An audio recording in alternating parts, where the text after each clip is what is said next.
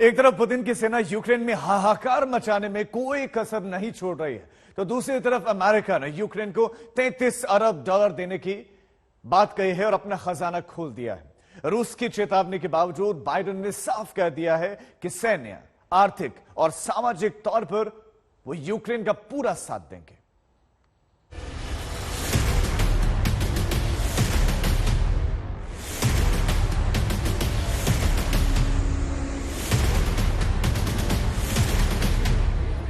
शांत नहीं पड़ने वाली है युद्ध की ज्वाला।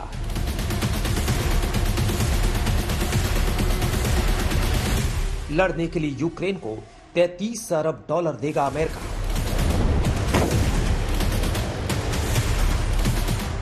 अमेरिकी कांग्रेस में सहायता का प्रस्ताव पेश।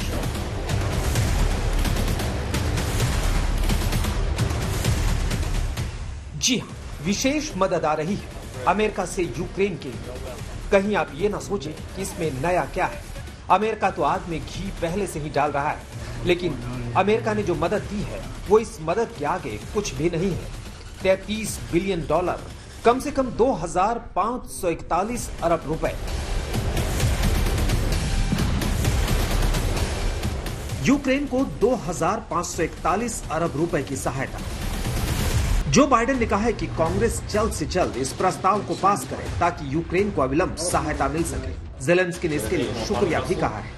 उन्होंने भी कहा कि वाकई ये रकम बहुत बड़ी है, लेकिन रूस दुनिया से जो कीमत वसूलना चाहता है उसके आगे ऐसी कुर्बानियां देनी ही होंगी। चलिए आपको बताते चलते हैं कि ये रकम कैसे कैसे खर्च की जाएगी। 33 अरब डॉलर में से 20 अरब डॉलर सीधे सैन्य संसाधनों पर खर्च होगा, जबकि 8.5 अरब डॉलर ज़ेलेंस्की को सरकारी खर्च के लिए मिलेंगे। 3 अरब डॉलर यूक्रेन के नागरिकों की सहायता के लिए खर्च किए जाएंगे। अमेरिका इस मदद के जरिए घिरते जा रहे रूस की घेराबंदी करने जा रहा है। ज़ेलेंस्की यूं ही चौड़े नहीं है, उन्हें जो चाहिए था वो सब मिल रहा है।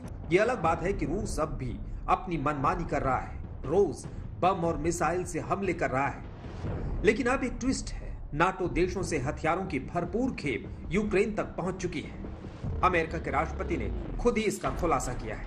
लगे हाथ अमेरिकी राष्ट्रपति ने अमेरिका और उसके नाटो सहयोगियों की ओर से एक डिस्क्लेमर भी जोड़ दिया, वो ये कि हम रूस से जंग नहीं लड़ रहे, सिर्फ यूक्रेन और उसके लोकतंत्र को बचाने के लिए सहायता कर रहे हैं। खैर, जब युद्ध भूमि में सहायता के नाम पर ही सही इतने बड़े पैमाने पर हथियारों का जखीरा पहुंचेगा तो शामत रूस की भी आएगी। आज तक ब्यूरो। परमाणु हमले की धमकी दुनिया के लिए कोई नई बात नहीं रह गई।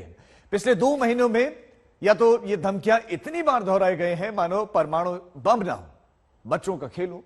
यूक्रेन को लेकर पुतिन इस कदर जिद पर अड़े हैं कि विश्व युद्ध और परमाणु युद्ध की धमकियां देने में उन्हें कोई परहेज ही नहीं है। यूक्रेन जंग शुरू होने के करीब हफ्ते भर पहले से इस बात को लेकर सनसनीखेज दावे शुरू हो गए कि यूक्रेन के बहाने रूस अपने परमाणु हथियारों का इस्तेमाल कर सकता है।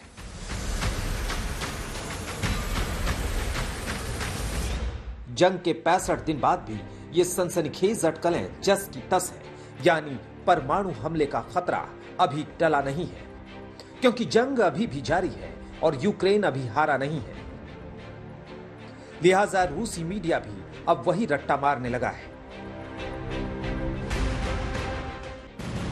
लंबी खींचती जंग पुतिन के इरादों पर ब्रेक लगा रही है और जंग के लंबा खींचने की सबसे बड़ी वजह है यूक्रेन को मिल रहे हथियार, जिसके सबसे बड़े सप्लायर अमेरिका, ब्रिटेन और बाकी यूरोपियन देश हैं। इस वजह से पुतिन बुरी तरह भड़के हुए हैं।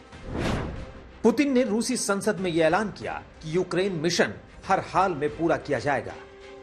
पुतिन का जोर इस बात पर भी रहा कि रूस अपना मकसद बिना किसी शर्त हासिल करेगा। गुरुवार को ही पुतिन ने अमेरिका को भी सीधी चेतावनी दे दी। पुतिन ने अमेरिका को धमकाया यूक्रेन को हथियार देना तुरंत बंद करे। पुतिन ने यह भी कहा कि अमेरिका ही युद्ध की आग में घी का काम कर रहा है।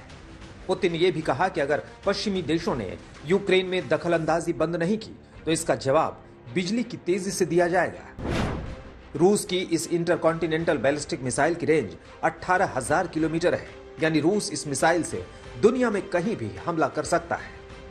सरमत मिसाइल एक बार में अपने साथ 10 से 15 न्यूक्लियर वॉरहेड ले जा सकती है। ये मिसाइल 25,560 किलोमीटर प्रति घंटे की रफ्तार से उड़ान भरती है और इसी रफ्तार के चलते ये मिसाइल सबसे आधुनिक डिफेंस सिस्टम को भी धोखा दे सकती है। अमेरिका समेत पूरी दुनिया जानती है कि अगर वाकई परमाणु हथियार इस्तेमाल हुए तो इसका क्या मतलब होगा।